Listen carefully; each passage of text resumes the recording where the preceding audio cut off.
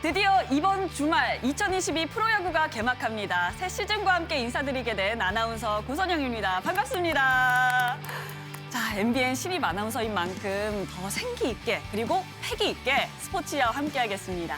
그리고 우리 터줏대감 국 기자님 앞으로 잘 부탁드립니다. 아유, 제가 더 반갑습니다. 반갑고요. 고선영 아나운서 야구로 치면 즉 포수, 안방마님 역할을 해주셔야 하는데 스포츠는 잘 아시죠? 스자랄 맞죠? 제가 사실 이 스자랄까지는 아니지만 스알못이긴 한데요. 그래도 스알사 스포츠를 알아가고 한번 사랑에도 푹 빠져보도록 하겠습니다. 열심히 공부해서 우리 스포츠와 팬분들 마음에 제가 쏙 들어가 보도록 할게요. 아, 좋습니다. 예. 요즘 스포츠 공부를 정말 많이 하는 걸로 알고 있는데 금세 스포츠를 잘 알 것 같습니다. 그럼 프로야구 개막을 앞두고 오늘 특별한 손님 모시고 얘기 나눠볼까요? 그러면 오늘 제 첫 손님 모시고 기다리고 기다리던 올 시즌 프로야구의 모든 것 알아보도록 하겠습니다. 지금 바로 만나보시죠.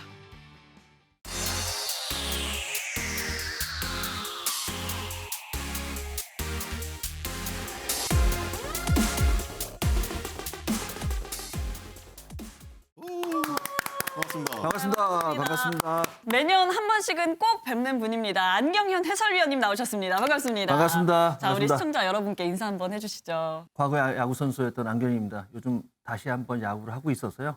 야구 선수 안경으로 제가 인사를 드리겠습니다. 반갑습니다. 야구 선수라는 무슨 말씀이신가요? MBN에서 지금 야구 예능을 지금 촬영 중에 있어요. 백스 오브 라운드를 네. 하고 있어서요. 지금 야구를 하고 있는데 몸은 안 따라주지만 네. 굉장히 열심히 재밌게 지금 촬영하고 있습니다. 새 시즌 또 어김없이 프로야구 이야기 하러 나오셨는데요. 오늘 다양한 이야기 한번 나눠보도록 하겠습니다. 하나하나 짚어볼 텐데요. 가장 먼저 리모델링 이야기를 빼놓을 수가 없습니다. 추신수 선수의 쓴 발언이 계기가 됐는데요. 잠실 야구장이었죠. 1982년 7월에 개장하고 40년 만에 새로운 이 원정 라커룸이 새 단장을 했습니다. 가서 보셨을 텐데 이번에 새로 단장한 거 직접 보니까 어떠셨어요? 아니 직접 볼 수가 없더라고요. 왜요? 왜냐하면 이제 코로나 때문에 선수들하고 이제 접촉이 잘 안 되니까 아무래도 저 자체도 잠실 야구장이나 그 라카룸 그리고 또 선수들하고 이제 접촉하는 게 좀 떨어지니까 아무래도 보진 못했는데 영상이나 뭐 사진으로 봤는데 뭐 잘 만들어졌더라고요. 예전에 이제 제가 있을 때하고는 전혀 다르고 그리고 홈팀 그 더그아웃이나 홈팀 그 라카룸처럼 잘 만들어졌습니다. 그럼 여기서 깜짝 네. OX 한번 들어가 보도록 네. 하겠습니다. 지금 바뀐 이 라커룸 솔직히 부럽다 아니다. 자, 하나, 둘, 셋. 오! 아닌가요? 잠실 야구장만 제가 한해서 말씀을 드리는데 네. 저는 잠실 야구장에서 LG랑 원정 경기를 하더라도 라카룸은 우리 홈 라카룸을 썼어요. 그래서 원정 라카룸에 대한 불만이 잠실에서는 없었거든요. 다른 야구장이 조금 더 멋지게 지어진다면 분명히 오를 했을 때 잠실 야구장이 한해서만큼은 제가 그 쓰고 있는 라카룸을 그대로 썼기 때문에 전혀 불만이 없었습니다. 부산 사직구장도 대대적인 리모델링을 함께 했습니다. 간단히 설명드리자면 홈베이스를 3m 뒤로 옮겼고요. 담장을 4.8m에서 6m로 높였다고 합니다. 담장이 높아졌으니까 이거 홈런이 좀 덜 나오겠구나 좀 싶은데 어떻게 보실까요? 롯데가 지난 시즌에 홈런이 6이거든요. 네. 뭐 홈런으로 승패를 결정짓거나 할 수 있는 그런 상황은 아니고요. 특히나 포수나 야수들 입장에서 파울 지역이 넓은 구장은 굉장히 부담스러워요. 포수 같은 경우는 브로킹을 잘못하게 되면은 뒤로 빠졌을 때 투베이스 주는 경우가 상당히 많거든요. 그래서 그런 부담이 있었는데 롯데로서는 그래서 투수들의 안정감을 위해서 펜스를 좀 길게 만들고 높인 부분에 대해서는 상당히 효과가 좀 있을 거라고 보고요. 포수들 입장에서도 롯데가 이제 포수들이 좀 어린 상태였으니까 그리고 또 브로킹에 대한 약점이 있었으니까 그 부분에서도 좀 안정감을 주지 않을까 하는 생각은 분명히 있습니다. 잠실하고 사직 말고도 SSG와 한화가 굉장히 좀 리모델링을 대대적으로 했는데 거의 네. 뭐 SSG 같은 경우는 메이저리그급으로 뭐 리모델링 했다는 얘기도 많습니다.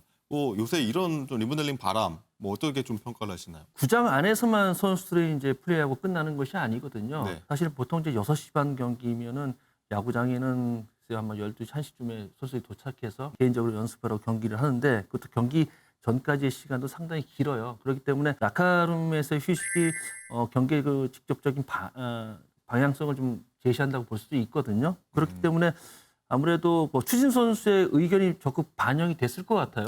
편하게 쉴 수 있는 의자라든지 시설이라든지 시각적인 부분도 굉장히 중요하거든요. 그렇게 좀 만든 것 같고 예전의 의자하고 좀 다르겠죠. 예전에는 진짜 사무실에 딱딱한 의자 같은 그런 의자였는데 요즘은 굉장히 푹신하게 소파 같은 스타일로 많이 바뀌었으니까 아무래도 그런 부분에 선수들이 그 쉴 수 있는 공간이 상당히 좀 쾌적해졌다고 볼 수 있겠습니다. 네. 다음 이슈도 짚어볼게요. 아마 올 시즌을 가장 좌지우지할 이슈가 아닐까 싶은데 바로 스트라이크 존 확대권입니다. 청백전부터 시범 경기까지 보면은요 타자들이 막 고개를 절레절레 하거나 아니면 탄식하는 경우를 덜어 볼 수 있었거든요. 스트라이크 존 확대에 대해서 어떻게 생각하시는지 궁금합니다. 예전에도 한번 그런 적도 있었고요. 뭐 자주 그런 얘기가 나오는데 국제대회 때문에 스트라이크 존 변경이 있거든요. 근데 이번에 푸이그 선수가 삼진 먹는 장면에서 푸이그 선수가 이해 못하는 그런 표정을 지었어요. 네. 푸이그. 그렇다면 메이저리그보다도 더 훨씬 넓어졌다는 얘기인데 아무래도 0.4초 이내에서 일어나는 일들에 대해서 반응하기는 사람이 좀 쉽지 않거든요. 평소에 지금 생각했던 스트라이크 존이 있는데 그 존을 벗어나게 되면 빠르게 적응하기 어려운데 아무래도 넓어졌다 하더라도 시즌이 시작되고 하면은 또 심판들도 거기에 대해 적응이 좀 쉽지 않을 거고요. 타자도 마찬가지인데 국제대회를 위해서라면 이해가 가지만 경기 단축만을 위해서 스트라이크 존을 움직인다는 것은 조금 다시 한번 생각해 볼 문제라고 생각합니다. 실제로 타자들은 어떻게 느끼는지 좀 궁금한데 안희영 같은 경우에는 사실 선수들하고 소통을 자주 하시잖아요. 네. 근데 좀 플랫폼 사업 때문에 좀 바쁘시긴 한데 선수들하고 좀 얘기 좀 나누셨는지 어떤지 궁금합니다. 백투더 그라운드 때문에 그 은퇴한 선수들하고도 뭐 갓 은퇴한 선수도 있는데 뭐 예전에 경험이 있으니까요. 그런 얘기를 나눠보면은 야구 선수가 투수가 던지는 공을 확인하고 치는 게 아니거든요. 치러 나가다 확인하는 건데 그 짧은 시간 안에 예전에 알고 있던 스트라이크 존에서 벗어나면 자세를 풀게 되거든요. 그런 상황에서 0.4초 안에 그 넓어진 스트라이크 존을 다시 적용해 친다. 이거는 굉장히 어려운 부분이거든요. 아무래도 지금까지 KBO 기준 성적이 됐던 부분에서 많이 떨어지지 않을까 그런 걱정은 있습니다. 굉장히 노력을 해서 KBO 위상을 높이고 기준 성적을 높여놨는데 네. 그것이 하루아침에 좀 무너지지 않을까 하는 걱정은 있습니다. 네, 그러면 실제로 이제 경기가 이뤄지면은 앞으로 조금 더 공격적인 야구 보여지지 않을까 싶어요. 좀 더 박진감 넘치는 경기 진행될까요? 박진감이라고 보기에는 좀 그렇고요. 네. 선수들이 급하게 치지 않을까 하는 생각이 들어요. 그리고 삼진도 많아지고 사실 또 이렇게 넓혀놨는데 볼넷이 또 많아진다면 더 지루한 경기가 되거든요. 그래서 시간 단축이라기보다는 볼넷을 줄이는 그런 용도로 쓰지 않을까라는 생각이 듭니다. 매년 사실 스트라이크 존 확대를 외치다가 후반부에 가면 좀 약간 흐지부지 되는 경향도 좀 보였는데 올해는 좀 느낌이 다른 게 스트라이크 존을 좀 정확하게 못 지키는 심판들은 2군으로 내려보내겠다라고 하는 이런 말까지 나올 정도로 KBO의 의지가 상당히 강한데 어떻게 되리라고 좀 보십니까? 심판들도 사람이기 때문에 아무래도 하다 보면은 좀 그런 면이 있는데 계속해서 그 심판들의 스트라이크 존이나 이런 부분에 대해서는 평가를 하고 있었어요. 그렇기 때문에 조금 그 평가에 대한 그런 문제점이 있긴 했지만 계속 해왔던 거기 때문에 아무래도 심판들도 그런 부분에서 스트라이크 존이 본인 생각보다는 좀 더 넓어지겠죠. 사실은 뭐 처음에는 시행착오가 분명히 좀 있을 겁니다. 다음으로 다룰 이슈는요. 이게 과연 좋은 건가 안 좋은 건가 잘 모르겠는데 MLB 직장 폐쇄로 인해서 수준 높은 외국인 선수들이 많이 영입이 됐습니다. 앞으로 더 높은 레벨 경기 볼 수 있을까요? 어떻게 생각하시나요? 메이저리그에서 주전으로 뛰었던 푸이그 선수 같은 경우에 뭐 왔기 때문에 KBO 선수들하고는 운동 능력 차이가 상당히 크거든요. 네. 뭐 그런 선수들이 플레이한다면은 한 차원 높은 경기를 볼 수가 있고요. 최근에는 운동 능력이 아니라 메커니즘으로 야구하는 선수들이 많아졌기 때문에 네. 또 기복도 없이 그리고 또 KBO 리그에서 야구가 늘어서 다시 메이저리그 가는 경우가 많거든요. 그런 부분을 좀 생각할 수 있을 것 같아요. 사실은 메이저리그에 남을 수 있으면 남겠죠. 네. 근데 그 선수들도 메이저리그에서 약간 부족한 면이 있기 때문에 오는 거거든요. 그렇기 때문에 여기서 다시 한번 터닝 포인트가 되는 그 시점으로 잡기 때문에 좀 더 진지하고 또 재밌는 야구 볼 수 있을 것 같습니다. 말씀하신 대로 LA 다저스 유현진의 전 동료죠. 악동으로 유명했던 푸이그 선수가 키움에 왔는데 실제로 혹시 경기 보셨는지 어떤 선수인지 좀 감이 오시나요? 뭐 예전부터 영상으로 좀 많이 봤죠. 네. 그리고 이제 굉장히 다혈질이라고 생각을 했는데 저도 외국인 선수들하고 많이 어울려 봤거든요. 네. 미국의 메이저리그나 뭐 마이너리그 있을 때하고 한국 그 KBO 리그 왔을 때하고 성격들이 많이 바뀌어요. 왜냐하면은 메이저리그에서는 상당히 공격적이고 상대방을 적이라고 생각하는데 KBO 리그는 같이 그 실력 대 실력으로 붙고 그리고 그 이외에서는 적이라고 생각을 안 하고요. 그냥 야구를 통해서 승패를 가르는 거지 정말 적이라고 그러고 굉장히 뭐 이렇게 악감정을 가지고 경기하지 않거든요. 그렇기 때문에 아무래도 여기에서는 푸이그 선수가 상당히 그 적응을 좀 잘할 수 있다고 그런 바탕이 야구 문화가 된다고 저는 생각을 합니다. 혹시 저 예전에 현역 시절에 같이 뛰었던 외국인 선수 가운데 좀 푸이그 선수 누구를 좀 비슷한 유형이다 아니면 닮았다라고 좀 떠오르세요? 예전에 롯데 호세 선수가 좀 호세, 예, 그렇고 다혈질. 데이비스 선수 같은 경우 데이비스 선수가 아마 푸이그 선수가 더 강할 거예요. 그 성격상으로. 상대 팀이 보기에는 어떻게 좀 이렇게 좀 공략을 해야 된다 아니면 같은 팀에서는 어떻게 좀 동렬해야 된다 뭐 이런 게 좀 나올 것 같은데 이런 선수 유형은 어떻게 좀 다뤄야 되나요? 그런 부분은 사실 그 스포츠의 한 부분이라고 생각을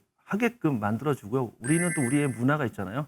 몸에 맞는 공을 던졌을 때 인수를 하는 그런 문화가 있기 때문에 외국 선수들이 여기 와서는 그런 부분에서 굉장히 그 잘 적응을 해요. 왜냐하면 이 선수들이 여기에서 끝을 맺는다고 생각하는 선수가 많지는 않아요. 대부분 이제 여기서 조금 더 좋은 성적으로 일본에 미국 가는 생각을 다시 하기 때문에 아무래도 큰 사고보다는 야구를 좀 더 진지하게 한다는 그런 생각을 가질 겁니다. 특급 외국인 선수 중에 또 여러 말씀하셨지만 푸이그 선수나 다른 선수 외에 특히 우리 야구 팬들 이 선수는 주목해보면 좋을 것 같다 싶은 선수 있을까요? 한 명만 딱 집어주신다면요? 한 명만 딱 찝는다면은 두산의 로버스탁 선수를 꼽고 싶어요. 지금 이 시점에서 투수의 그 스피드가 베스트로 나오긴 정말 힘든데 그럼에도 불구하고 로버스탁 선수가 지금 150km 후반대를 던지고 있거든요. 시범 경기 때. 보통 이제 이 선수의 그 평균 구속이 155, 156인데 최고 구속 162km까지 나왔다고 하니까 올 시즌에 여름쯤 되면 뭐 날씨가 따뜻해진다면은 160km 정도의 그 스피드를 또 한번 볼 수 있을 것 같습니다.